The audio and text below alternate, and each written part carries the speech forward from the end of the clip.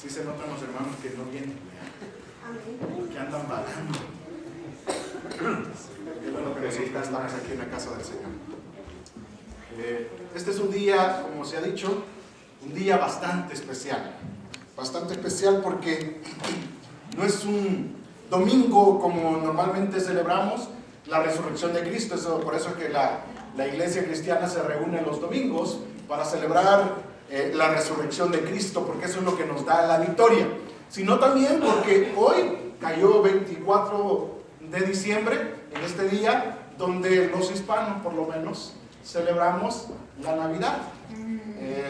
Normalmente es el 25, pero yo no sé por qué los hispanos nos gusta acostarnos demasiado noche y por eso celebramos el 24. Somos muy bulliciosos, muy pachangueros. Comemos más, quizás.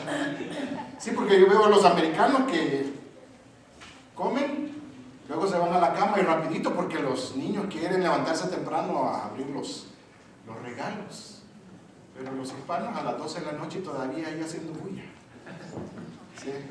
Pero qué bueno que hoy estamos aquí para celebrar la Navidad, para celebrar el nacimiento de Jesucristo. Realmente eso es lo más importante que debemos de tener en mente en esta celebración. Y yo quiero abordar el tema desde el punto de vista teológico, el nacimiento de Cristo en el sentido de la encarnación de Cristo, o como se le ha llegado a llamar en círculos teológicos, la unión hipostática de Cristo, que tiene que ver con la fusión de lo divino con lo humano.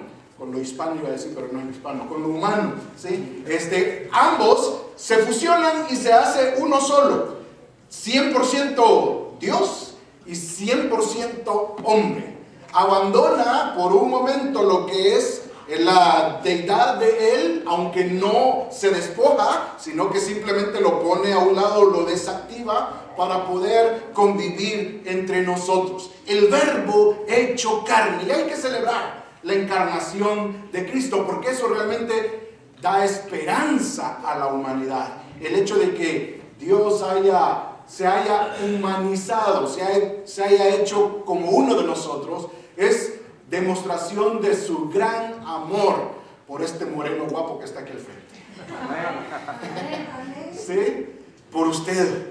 El Señor estuvo tan dispuesto a enviar a su Hijo a este mundo porque le ama tanto a usted, ama tanto a los seres humanos, que decidió enviar a su único Hijo a este mundo a que se hiciera igual que nosotros. Hay varios pasajes en la Biblia que hablan acerca de esto. Por ejemplo, Filipenses capítulo 2 nos habla de esa demostración de humildad de Jesús, de despojarse de todo lo divino y hacerse uno semejante a nosotros y llegar hasta lo último de la humillación, de experimentar la muerte y la peor muerte de este mundo, que era la muerte más vergonzosa, que era la de cruz. Morir, no por leña, sino morir en la cruz, colgado en la cruz. Y Él estuvo dispuesto a hacerlo. Y esto es parte de la encarnación de Cristo. Él voluntariamente, racionalmente, decide venir por amor a nosotros y hacerse uno igual a nosotros. ¿Le gustaría a usted hacerse un perrito? Depende de la raza. Sí, depende de la raza, dice. Así, pastor alemán como yo. Pastor salvadoreño. ¿Sí? ¿Le gustaría a usted hacerse un ratoncito? Bácala. Voy un poquito más abajo. ¿Le gustaría hacerse usted una cucaracha? Pues eso es lo que hizo Dios al enviar a su Hijo. Para Él era bácala. ¿Sí? Ir ahí, ay no, es dejar todo mi gloria. Pero Él, por su gran amor, estuvo dispuesto a hacerse uno semejante a nosotros. Vayamos a la palabra del Señor en San Juan capítulo 1 versículo 14. San Juan 1, 14. La palabra del Señor dice: y aquel verbo, refiriéndose a Cristo, a Jesús, al Dios que se hace carne, al Dios que se hace humano, y aquel verbo fue hecho carne. Eso divino se hizo humano y habitó entre nosotros. Y vimos su gloria, gloria como del unigénito del Padre, lleno de gracia y de verdad. Nuevamente lo leo. Y aquel verbo, Dios, lo divino, lo más alto de todo lo que existe, fue hecho carne, un ser humano como nosotros, una cucaracha. Y habitó entre nosotros, hizo su morada entre nosotros. Y vimos su gloria, gloria como la del unigénito del Padre, lleno de gracia y de verdad. Realmente, hermanos, esta es una gran descripción de la acción de Dios. Visto la Trinidad completa, la deidad completa, observando el plan de la humanidad, cómo la Trinidad haría para poder entonces hacer que el ser humano sea más cercano a Él.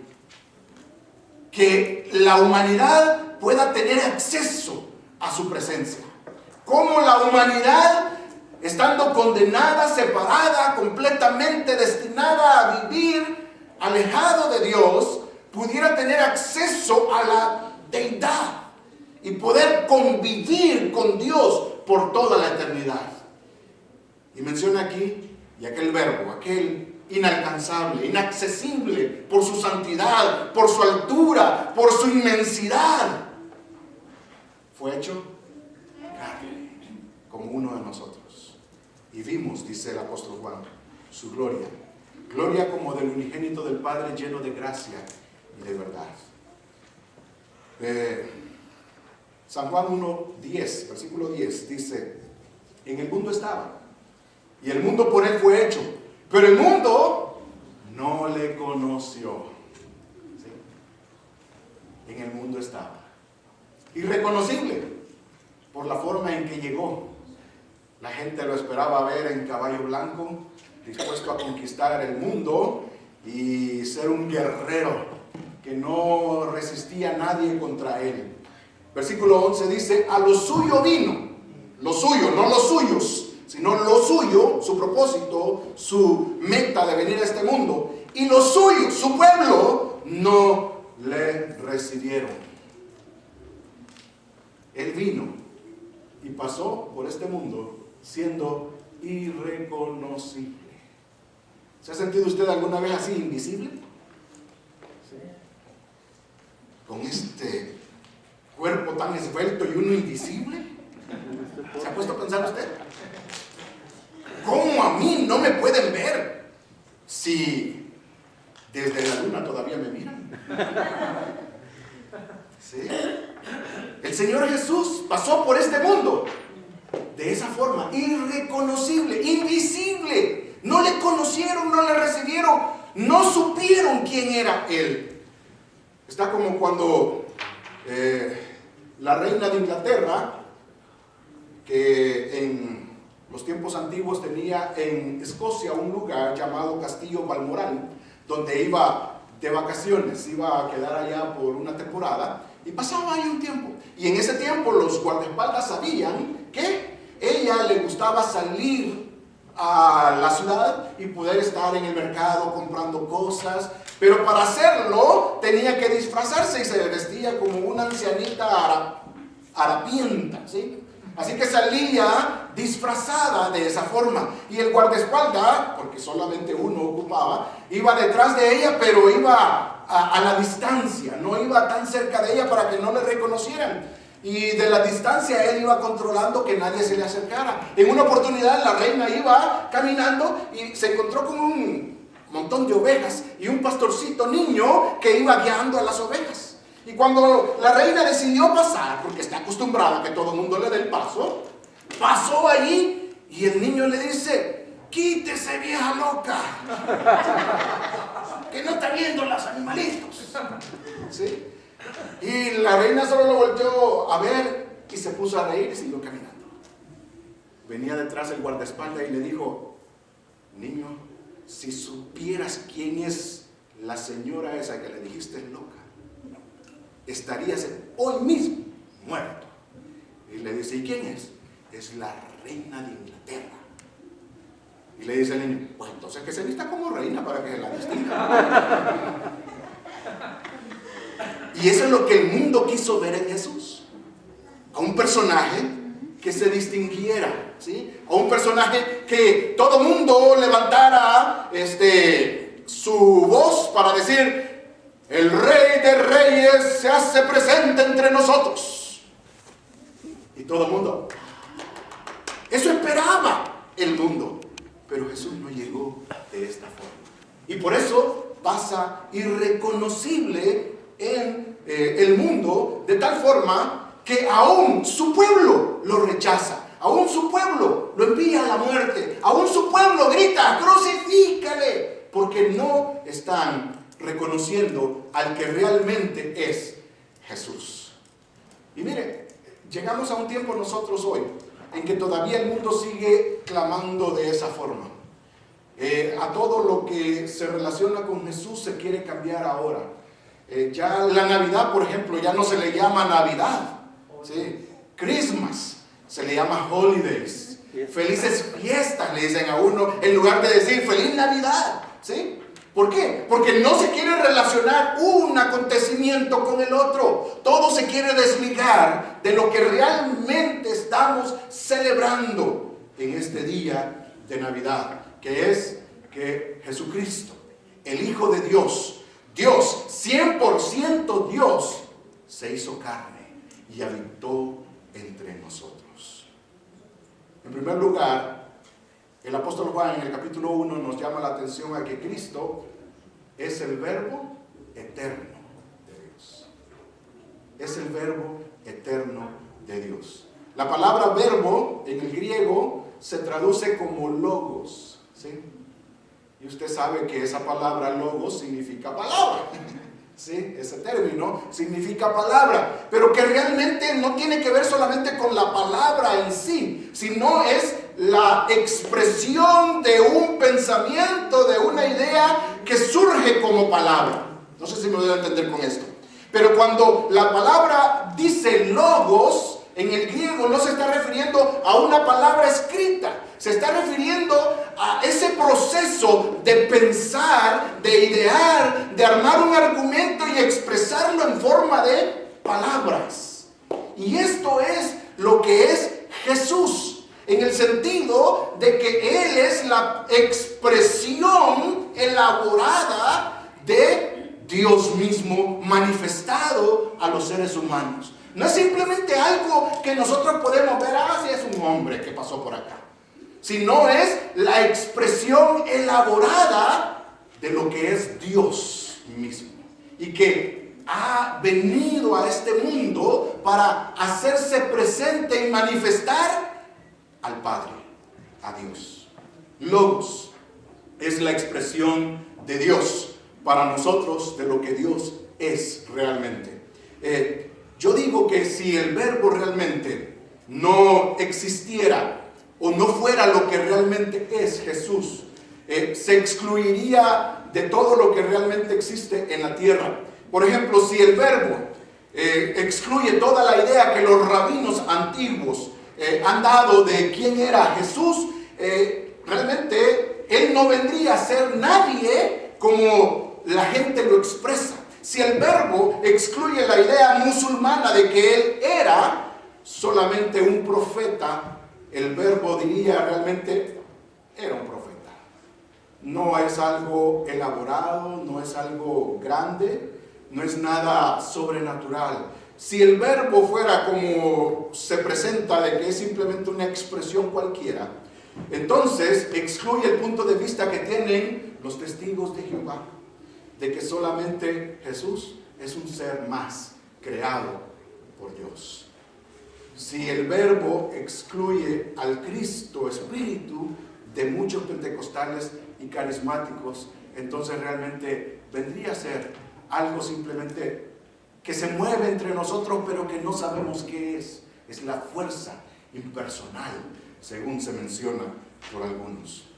Realmente el verbo no es algo que nosotros no podemos designar o describir. El verbo es Dios mismo. Sí, cuando fue Jesús preguntado de que muéstranos al Padre y entonces nosotros iremos, y él dijo, para eso he venido yo. ¿Me están viendo a mí? Están viendo al Padre.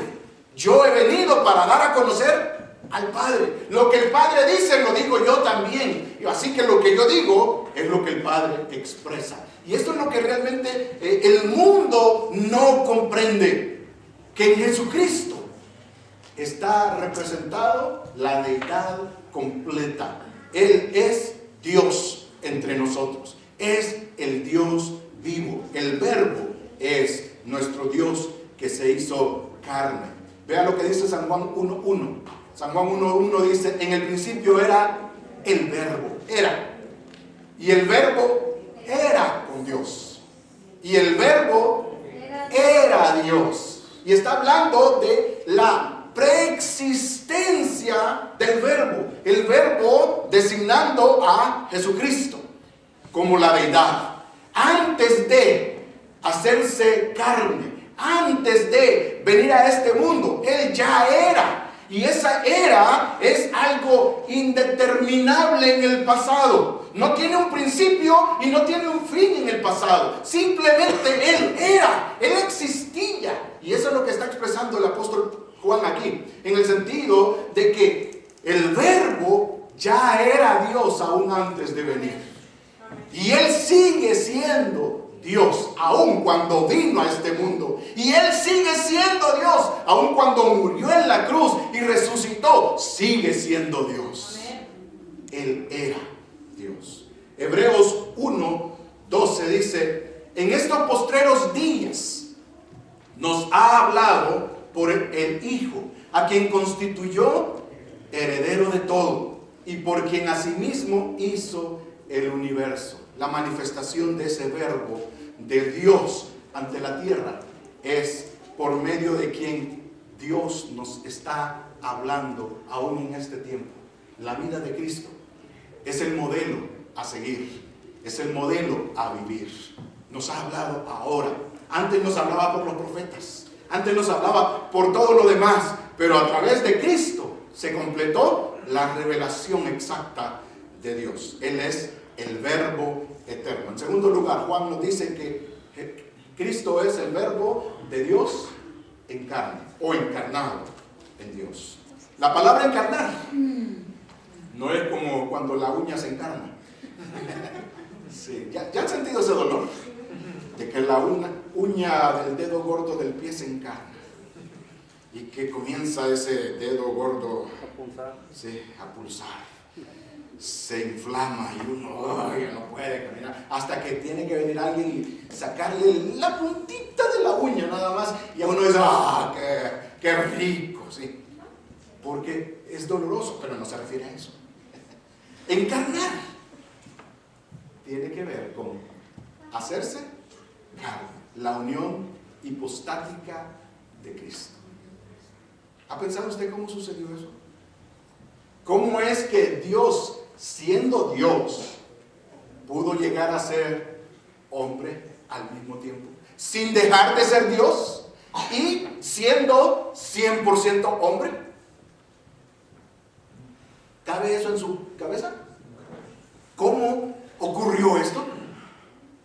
Que dice la palabra del Señor de que Jesús, en Hebreos por lo menos capítulo 2, dice de que Jesús fue tentado en todo para que Él pueda comprender que nosotros también somos tentados. Y Él nos entiende. Cada vez que usted es tentado, Él dice, no, si yo sé qué es lo que se siente, yo pasé por allí, yo sentí lo mismo, solo que sin pecado, porque Él era 100% Dios. ¿Cómo y qué? Jesucristo pudo, según dice Filipenses, Pablo en los Filipenses, de que Él se despojó a sí mismo tomando forma de siervo, pero siempre siendo Dios y siempre siendo hombre.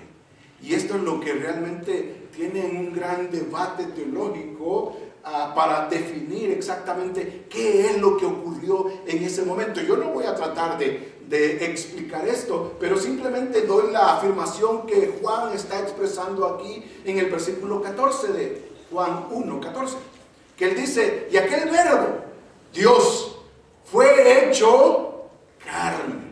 Ese proceso de estar en la divinidad y de ser 100% Dios, pasó a ser 100% hombre, tomando carne, haciéndose un humano como nosotros.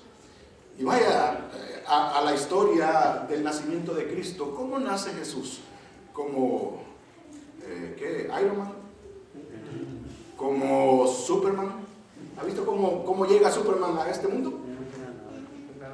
En una nave. Tiernito, sí, pero viene en una nave y ya con la S incorporada. ¿Sí?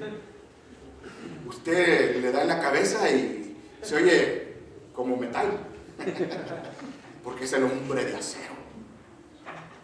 ¿Sí? Jesús no vino de esa forma. Jesús nació como cualquiera de nosotros, indefenso. ¿Quién lo iba a defender? José y María. Y por eso tuvieron que salir corriendo para Egipto, ¿se recuerdan? Herodes lo andaba buscando para matarlo. ¿Y qué dijeron ellos? Patita, para que te quiero. ¿Sí? Mejor que digan aquí corrió que aquí quedó. Y se fueron por unos años para allá, a vivir a Egipto. ¿Por qué? Porque era un indefenso. Mire, no se podía cambiar los pañales él solito. No se podía alimentar él solito. Necesitaba de un biberón. Necesitaba que le hicieran el jueguito del avión. ¿Sí? Necesitaba que hicieran todo por él. Un niño indefenso. Indefenso. Algo que muestra lo indefenso de los niños, no solamente la forma de comer o de vestirse, sino el que lo bañen a uno. Y qué proceso más difícil es bañar a un bebé. ¿No es cierto? Algunas madres dicen, por eso yo no lo baño todos los días. Es que está difícil. Ahora se han inventado un montón de cositas para ponerlos y que no se le caigan a uno, pero yo me recuerdo que en nuestros tiempos de acabazón, sí que era de tenerlo y echarle el agua y sostenerlo. Todo se mojaba mi esposa para bañarlo y yo no hacía eso. Yo mejor me metía a la ducha y ahí lo ponía. Y el bebé así. Indefenso. ¿Sí? Indefenso. Jesús, el Verbo, siendo Dios, 100% Dios, se hizo indefenso, insignificante. Tuvo que valerse de otros para que le protegieran, para que le proveyeran. Imagínense a Jesús recibiendo ¿qué? La mesada, ¿qué? Lo que le dan semanalmente. José, no me vas a dar mi dinero. Domingo. ¿Sí? Mi domingo, para dar mi diezmo. ¿Sí? Imagínese él pidiéndole permiso a María. María, ¿me dejas ir a jugar? Quiero jugar trompo. ¿Sí? Imagínese todo eso. Lo indefenso que era el haber hecho carne a Dios, al Verbo eterno de Dios. Todo un mundo completamente diferente. Por eso es que entre medio de este proceso de encarnación, digo yo, se encuentra el gran amor de Él por nosotros. Porque estando en el palacio divino, no solamente disfrutando de los deleites del palacio, sino siendo Él el Rey de Reyes, decidió dejar todo aquello y hacerse como nosotros. Y venir aquí a sufrir todo lo que nosotros sufrimos. ¿Para qué? Para que usted pueda estar con Él, para que usted pueda vivir con Él. Jesucristo no es solamente el Verbo eterno de Dios, sino que Jesucristo también es el Verbo encarnado de Dios. Pero no solamente eso, Jesucristo también es el verbo que se puede alcanzar. El verbo que está con nosotros. El verbo que está habitando entre nosotros. Dice el apóstol Juan aquí de que vimos su gloria. Gloria como del unigénito del Padre, lleno de gracia y de bondad. Pero dice, y habitó entre nosotros. Y luego vimos, pero habitó. Y esto de habitar tiene que ver con el hecho de hacer su morada, su habitación, su casa en este mundo. ¿Sí? ¿Usted ya hizo su morada aquí en Denver? Ya que se siente raro uno andar por otro lado y tener tanto tiempo de estar fuera del lugar donde uno ha hecho su lugar de habitación. Que aunque quizás no sea de nosotros, porque es del banco, o quizás ni siquiera sea del banco, sino que estamos rentando, pero ya es nuestro. Quizás sea tan pequeñito donde nosotros hemos decidido vivir, que estamos ahí un poquito incómodos, pero qué rico se siente llegar luego de un buen tiempo, de estar trabajando, de estar haciendo cosas y llegar ahí. La privacidad, la tranquilidad de estar en ese lugar, que uno conoce todo y que puede hacer cualquier cosa en ese lugar, ¿no es cierto? Y él dice, y habitó entre nosotros. Hizo su lugar de habitación, su morada, su casa donde él vive es la tierra. Y la hizo para él. Para habitar allí, pero para mostrar su gloria, la gloria de Dios en medio de nosotros. Y por eso que Juan dice, vimos su gloria, gloria como del unigénito del Padre, lleno de gracia y de bondad. El apóstol Juan fue testigo. Sabemos que él fue el apóstol amado de Jesús, el que se recostaba en su hombro, al que Jesús le dijo y le encomendó, he ahí tu madre. Y a María le dijo, he ahí tu hijo. Para decirle, él se va a hacer cargo ahora de ti. Él es en el que yo más confío entre los humanos, para que te atienda, para que te sostenga, para que vele por ti. Juan dice, vimos su gloria. Fue no solamente participante de lo que Jesús hizo, sino él mismo estuvo allí, le tocó, vivió con él, supo su pensamiento, supo todo lo que era estar con él. ¿Se recuerdan cuando aquellos discípulos llegaron y le dijeron, Señor, queremos seguirte a donde quiera que tú vayas? Y le dijo, piénsenlo bien, porque las zorras tienen guaridas y las aves de los cielos nidos, mas el Hijo del Hombre no tiene un lugar donde recostar su cabeza. Pero ahí estaban los discípulos con él, buscando dónde recostar también su cabeza, porque andaban con él. Juan fue uno de estos testigos. Y en la carta del apóstol Juan, él dice en el versículo 1:1 que lo que era desde el principio, en la primera de Juan 1:1, lo que era desde el principio, lo que hemos oído, lo que hemos visto con nuestros ojos, lo que hemos contemplado y palparon nuestras manos tocante al verbo de vida. Esto les enseñamos, esto les mostramos. Eso es lo que él comienza a expresar ahí en primera de Juan. Está dando un testimonio experimental, vivido por él. La encarnación de Cristo no es solamente porque ahora reconocemos que Él es el Verbo eterno de Dios, sino porque también Él vino a este mundo para hacer su morada, su habitación, y que es alguien cercano al que nosotros podemos accesar con libertad. Él se ha hecho cercano. Los griegos tenían un concepto bastante mal acerca de la deidad. Ellos aún hasta les caía mal hablar de Dios, porque decían que era un Dios injusto, un Dios malo, porque lo que había hecho era simplemente crear todo y lo había abandonado a su creación. Se había ido lejos, se había ido de vacaciones, y por más que la gente clamara en este mundo de tener justicia, paz, tranquilidad, esperanza, no había, porque Dios se había olvidado de su creación. Mucha gente en este tiempo eso mismo piensa, pero realmente Cristo no es alguien lejano. aunque es alguien inalcanzable en su santidad, en su pureza, pero Él se ha hecho cercano a nosotros, tanto que Él decidió venir a este mundo y hacerse uno semejante a nosotros.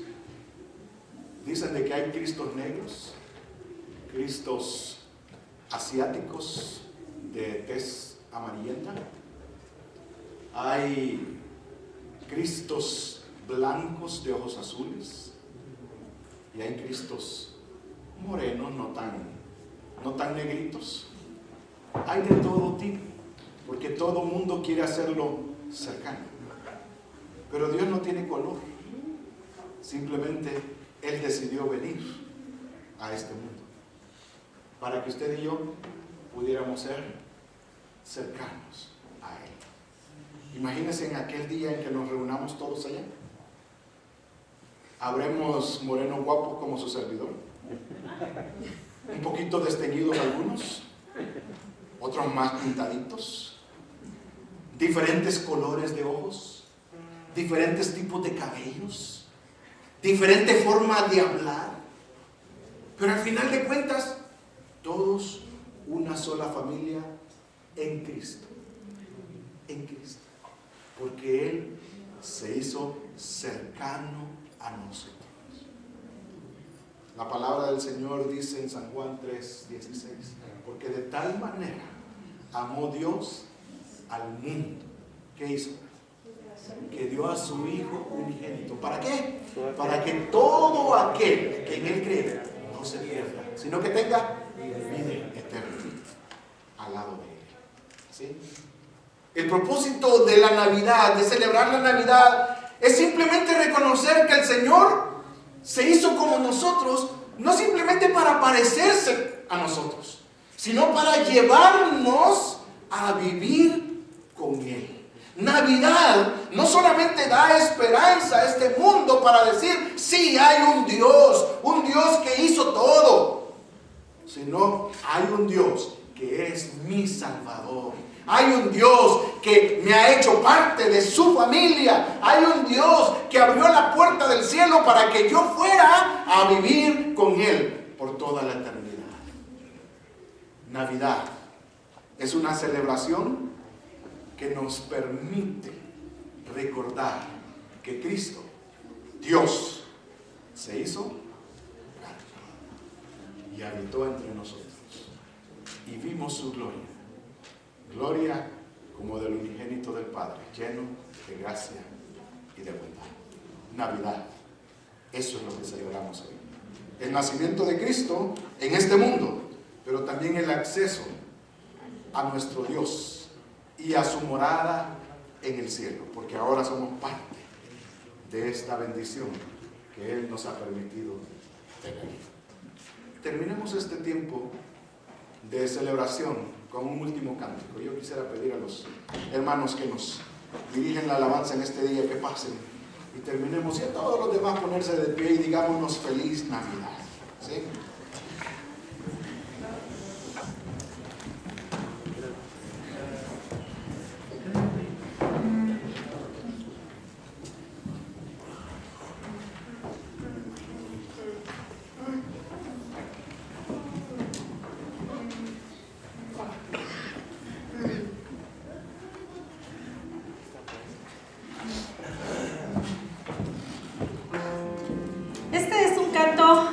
común que todos conocemos, hemos escuchado en la radio a cada rato.